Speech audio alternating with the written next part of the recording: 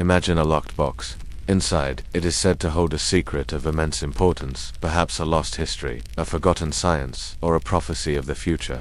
For centuries, the world's greatest minds have tried to pick the lock, but none have succeeded. The key is lost to time. This is not a fairy tale. The box is real, but it is not made of wood.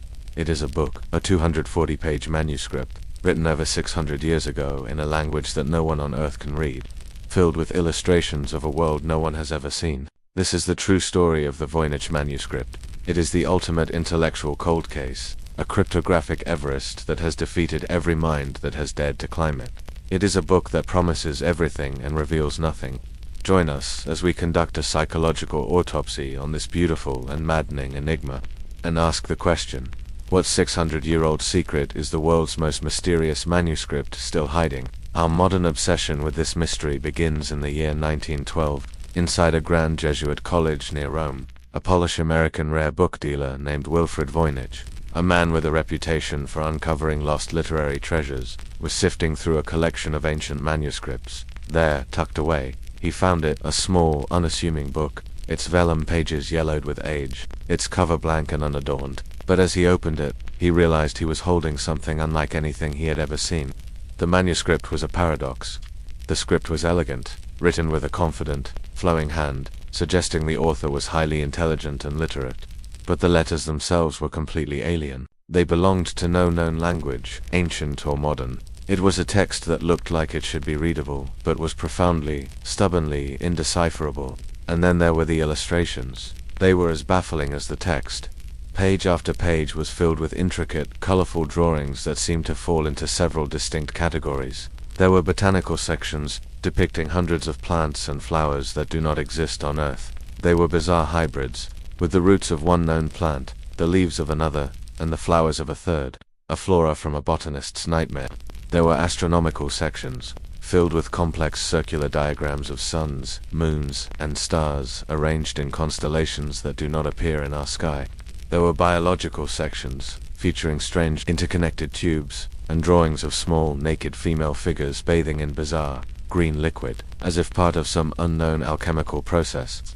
And there were pharmaceutical sections, with drawings of plant roots next to apothecary jars, suggesting the book was a guide to creating remedies and potions. Voynich was captivated. He had found the ultimate mystery. The book appeared to be a scientific or magical encyclopedia from the 15th century, but from a world that was not our own. He purchased the manuscript and dedicated the rest of his life to a single, obsessive goal: to crack its code. He sent copies to the world's leading cryptographers, linguists, and historians. The book was studied by the brilliant codebreakers who had helped win World War I and World War II. All of them, without exception, failed. The book's known history only deepened the mystery. Tucked inside was a letter suggesting it had once belonged to the 17th century court of the Holy Roman Emperor. Rudolph II in Prague, a man famously obsessed with alchemy, magic, and the occult. The trail went cold for centuries before reappearing in that Jesuit college. Wilfred Voynich died without ever deciphering a single word. He passed the obsession on to a new generation.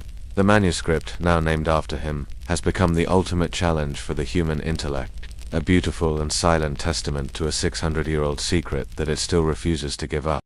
After Wilfred Voynich's death, the manuscript was bequeathed to Yale University, where it resides today, locked away in the Beinecke Rare Book and Manuscript Library. It is one of the most requested items in their collection. For over half a century, it has been the ultimate challenge, a cryptographic Mount Everest for the world's most brilliant minds, and it has defeated every single one of them. The first to try were the giants of 20th century codebreaking, William and Elizabeth Friedman, a husband and wife team who had broken enemy codes for the US government during both world wars. Dedicated years to the manuscript, they approached it with the full force of their analytical genius, searching for the hidden patterns, the statistical fingerprints, that are the signature of any real language or code. They found nothing. In the end, a frustrated William Friedman concluded that the manuscript was not a complex code, but a brilliant early attempt at creating an artificial or philosophical language, a project that was ultimately abandoned and its key lost forever. But the mystery was too tantalizing to be left there. With the advent of the digital age, the manuscript was fully digitized. Every one of its 240 pages scanned in high resolution and released to the public. This unleashed a new army of investigators, computer scientists, computational linguists, and amateur sleuths from around the world. All armed with the immense power of modern computing, they subjected the text to every statistical analysis imaginable, and what they found only deepened the enigma. The text of the Voynich Manuscript behaves like a real language. It follows a linguistic principle known as Zipf's law, which states that in any natural language, the most frequent word will occur approximately twice as often as the second most frequent word, 3 times as often as the third, and so on. The Voynich script follows this law almost perfectly. Furthermore, the text shows clear signs of structure. Some words appear more often in certain sections than in others, suggesting different subject matters. The patterns of the letters are not random.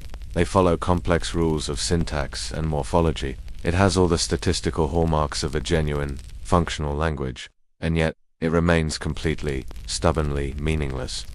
This leads us to the 2 great warring theories that define the Voynich mystery. The first is that the manuscript is a genuine text, written in a real, but lost, language or a highly sophisticated unbreakable code. Proponents of this theory argue that the author was a genius, perhaps an alchemist or a scientist, who needed to hide their forbidden knowledge from the prying eyes of the church or rival thinkers. They suggest the language could be a lost European dialect, an Asian language transcribed into a new alphabet, or even a completely artificial language created by a secret society. The second, and for many, the more compelling theory, is that the Voynich Manuscript is nothing more than the single greatest hoax in the history of literature. This theory suggests that the manuscript is a beautiful and elaborate piece of gibberish, a collection of meaningless symbols deliberately arranged to look like a real language. The goal would have been to sell the fake book to a wealthy and gullible patron, like the magic-obsessed Emperor Rudolph II. In this version of the story, the author was not a genius scientist, but a brilliant con artist. This is the central, maddening paradox of the manuscript. It is either one of the most important and brilliant documents ever created, holding a lost secret of the medieval world, or it is the most elaborate and successful practical joke ever played on humanity. It is a cryptographic graveyard, littered with the broken theories and failed attempts of the world's greatest minds. And this deep, intellectual uncertainty is the true anatomy of its dread. It is a book that looks you directly in the eye and challenges the very foundation of your ability to understand. If the text of the Voynich Manuscript is a locked door, then its illustrations are a strange, distorted window.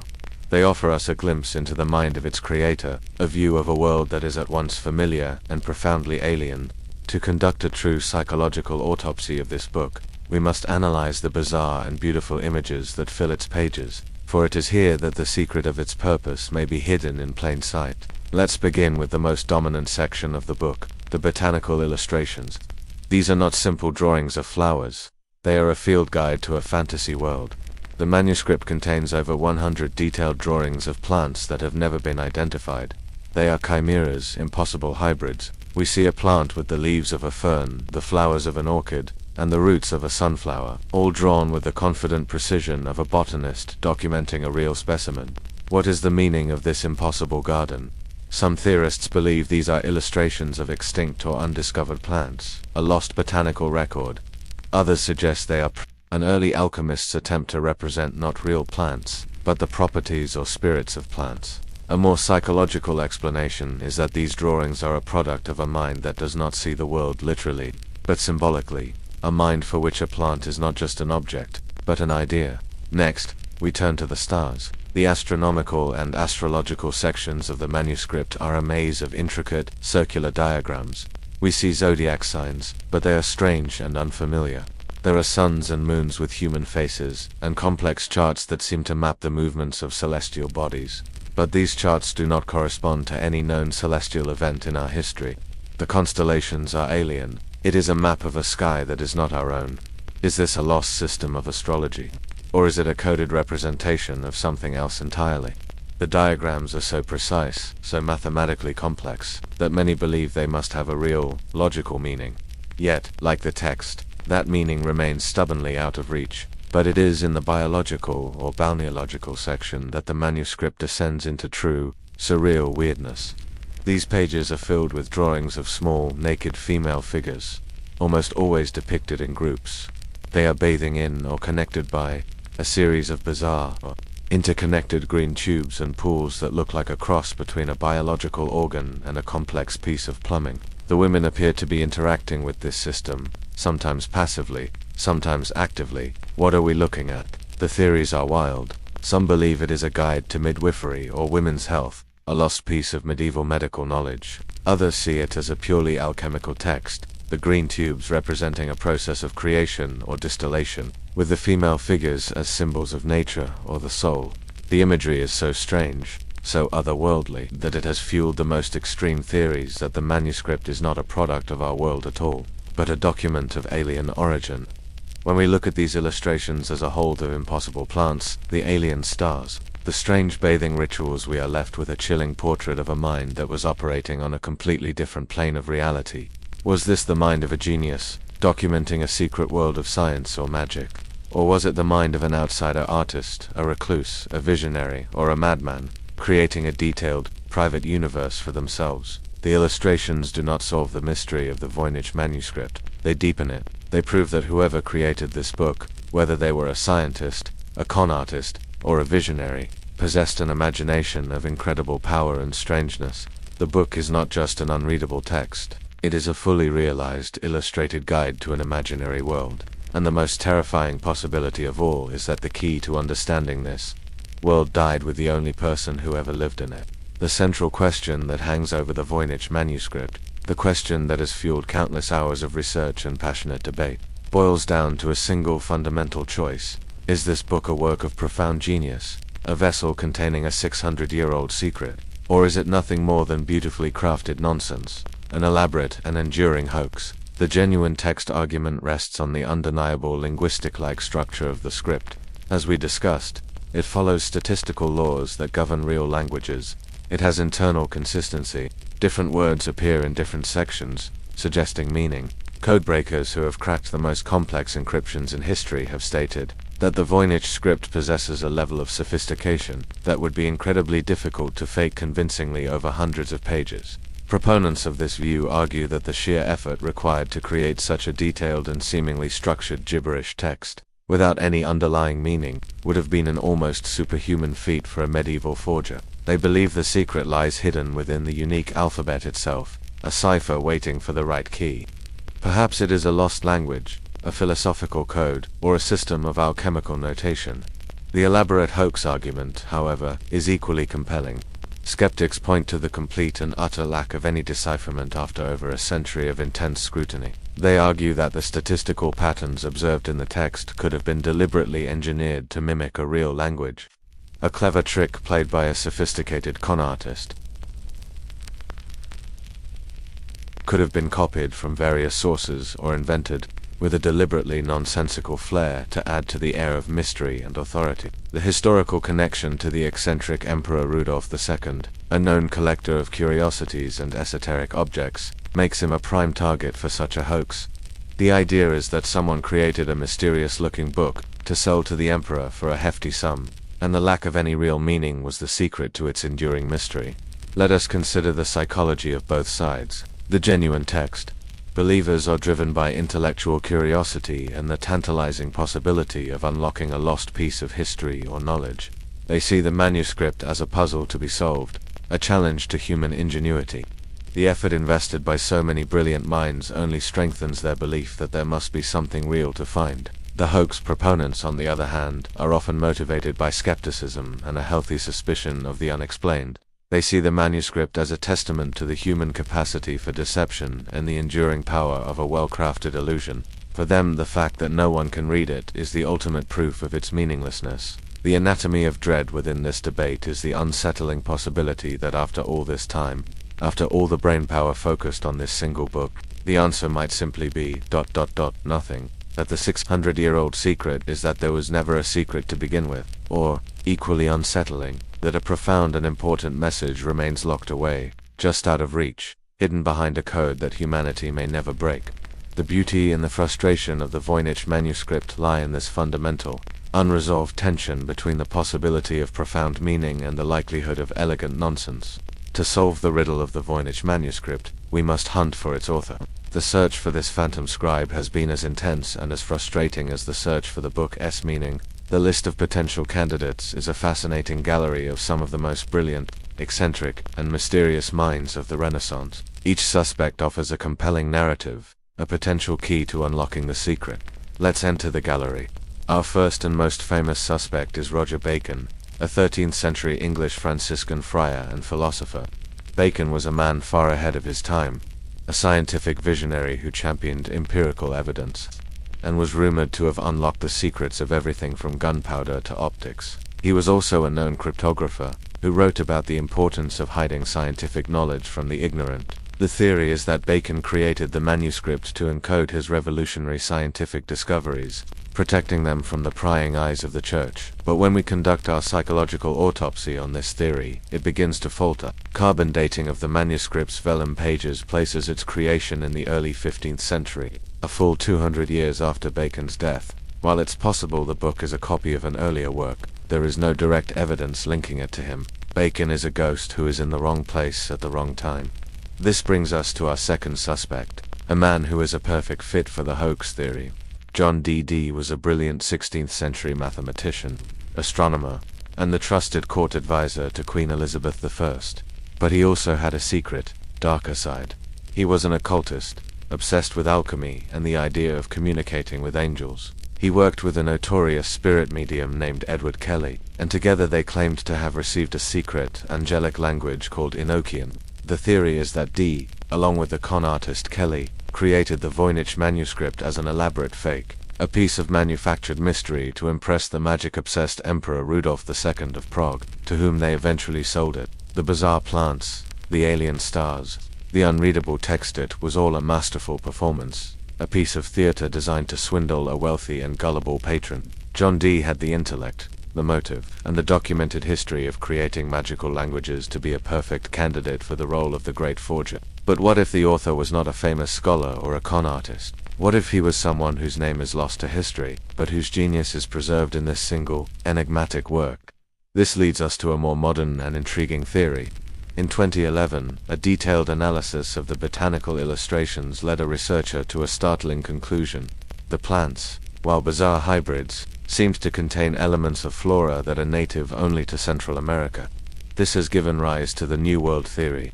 This theory suggests that the manuscript was created in the newly discovered Americas, perhaps by a native Aztec botanist or scholar, as a record of their people's unique scientific and medical knowledge.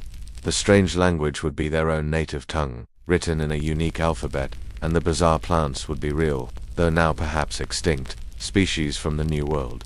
In this version of the story, the manuscript is not a European mystery at all, but a priceless, final remnant of a lost civilization, a ghost from a world that was being conquered, a genius, a con artist, a lost scholar from a forgotten world. The gallery of suspects is as diverse and as mysterious as the manuscript itself. Each theory provides a compelling face for the phantom scribe, but without a key, without a Rosetta Stone to unlock the text, every candidate remains a ghost, a tantalizing but unprovable possibility.